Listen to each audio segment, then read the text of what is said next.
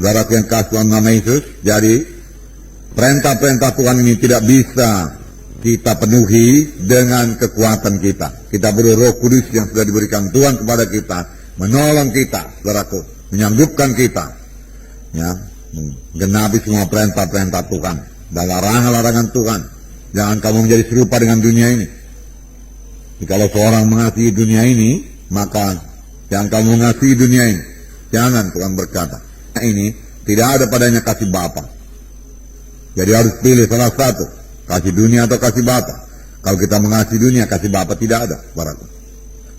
Kalau kita mengasihi Bapa, harus tidak boleh mengasihi dunia ini. Nah, itu juga, saudaraku, hanya bisa kita laksanakan, saudara, dengan kuasa Roh Kudus yang dianugerahkan Tuhan bagi kita. Kita biarkan Roh Kudus menekan kita, mendiami hati kita, saudaraku, dan memimpin kita. Baru kita sanggup, saudaraku.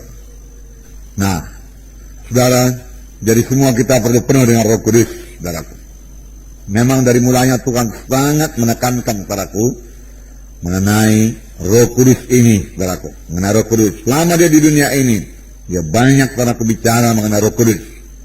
Supaya murid-murid menerima Roh Kudus. Menerima Roh Kudus.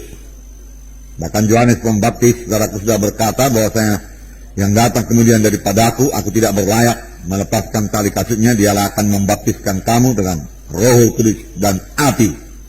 Jadi Yohanes Pembaptis sudah mengerti, saudaraku, akan Roh Kudus, saudaraku.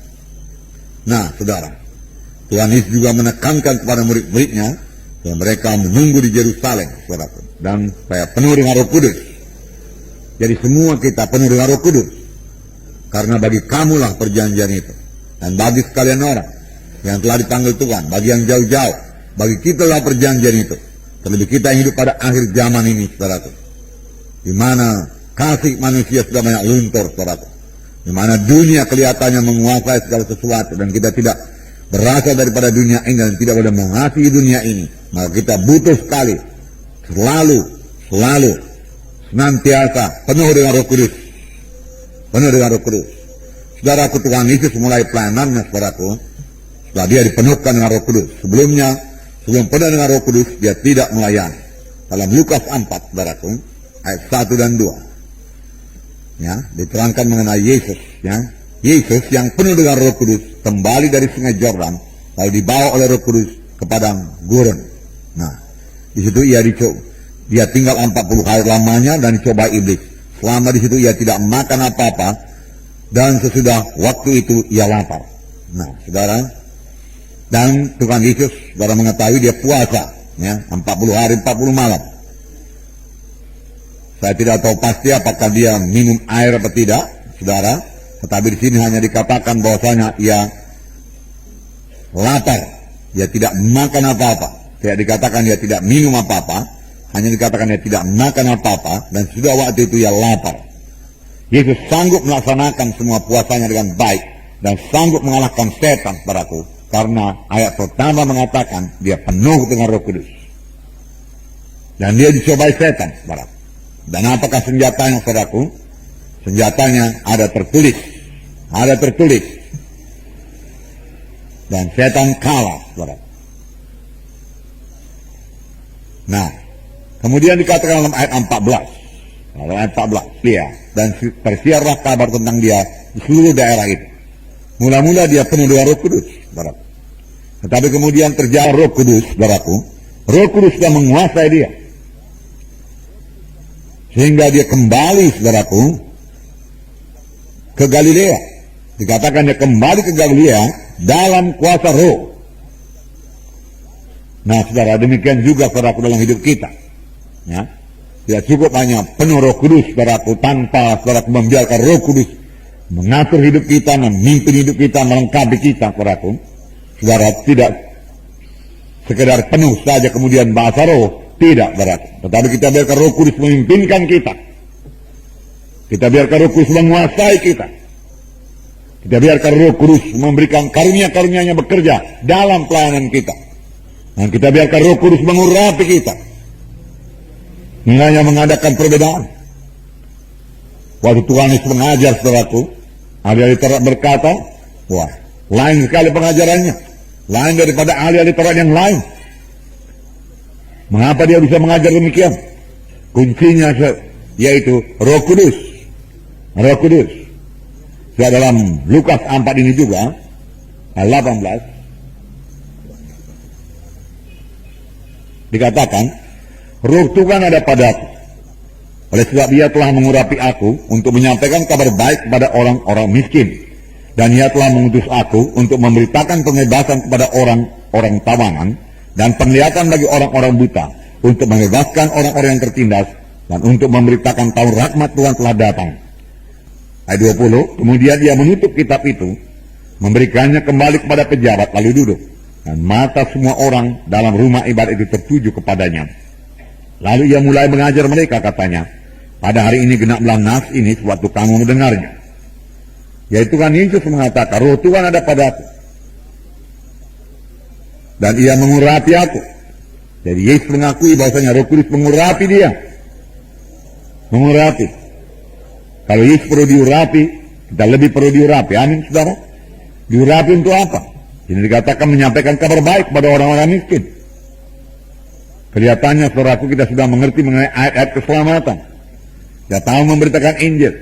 Bagaimana Yesus mati di kayu salib, darahnya tercurah. Kemudian dia berkata sudah genap. Dia mati, kemudian bangkit daripada kematian.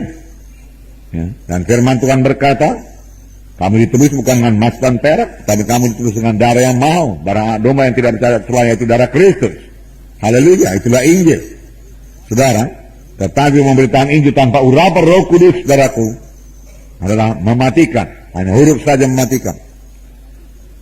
Saya butuh urapan Roh Kudus untuk menyampaikan kabar baik. Sama sebagaimana Yesus diurapi Roh Kudus, baru dia bicara. Urapan, jubah. Nah, juga saudaraku, memberitakan kebebasan bagi orang-orang tawanan. Di mana ada Roh Tuhan, sudah ada kebebasan. Firman Tuhan berkata, Roh Kudus, saudaraku, mengurapi Tuhan Yesus untuk memberitakan pembebasan. Saudaraku, saya yakin, saudaraku, pada waktu pemberitaan firman Tuhan juga banyak orang sembuh. Belum didoakan, belum sampai kepada jam berdoa. Banyak orang terikat bebas pada waktu pemberitaan firman Tuhan. Saudara, jangankan waktu pemberitaan firman Tuhan, saudara. Pada waktu, saudaraku, pujian penyembahan. Pujian. Saudara, kita memuji Tuhan. Kitalah umat pemuji. Amin, saudaraku. Memuji Tuhan. Mengapa kita puji Tuhan? Karena apa yang telah diperbuatnya bagi kita. Karena perbuatan tangan yang besar. Kita puji Tuhan. Firman Tuhan dalam Hukum Mazmur berkata, ya, bersorak-soraklah untuk Tuhan. Pujilah dia. Ya, bersukacitalah di hadiratnya. Haleluya. Firman Tuhan mengatakan demikian. Kemudian kita perlu juga menyembah Tuhan dalam roh dan dalam kebenaran. Kalau kita menyembah Tuhan, saudaraku, kita menyembah karena besarnya Tuhan itu, berkuasanya Tuhan itu. Kita menyembah Tuhan karena siapa dia adanya. Kita memuji Tuhan karena perbuatan tangannya. Kita menyembah Tuhan karena Tuhan itu besar, karena siapa dia? Dia Tuhan ajaib, ya, besar dan perkasa Allah kita. Raja Daud berkata, laut-laut, dia katakan bergemuruh, ya, memuliakan Tuhan. Puji Tuhan. Nah, waktu pujian dan penyembahan, mereka yang betul-betul diurapi Tuhan, saya yakin banyak orang sembuh, banyak orang bebas. Amin, saudara. Nah, oleh sebab itu perlu sekali, saudara diurapi Tuhan. Dalam pelayanan saudara di kelompok saya, saudara, tentunya mau jiwa-jiwa datang dan diselamatkan, saudaraku. Datang dan dilepaskan. Saudara mau jiwa-jiwa itu berubah, saudaraku. Ya, bersandarlah kepada kuasa Roh Kudus yang mengurapi saudara. Urapan sebenarnya artinya yaitu kehadiran Roh Kudus. Kehadiran Roh Kudus untuk mengurapi saudara. Kehadiran Roh Kudus untuk menjamah hati jiwa-jiwa yang hadir. Sehingga mereka mengerti firman Tuhan. Sehingga mereka menerima firman Tuhan. Sehingga mereka menerima kuasa Tuhan. Haleluya, saudara. Puji Tuhan.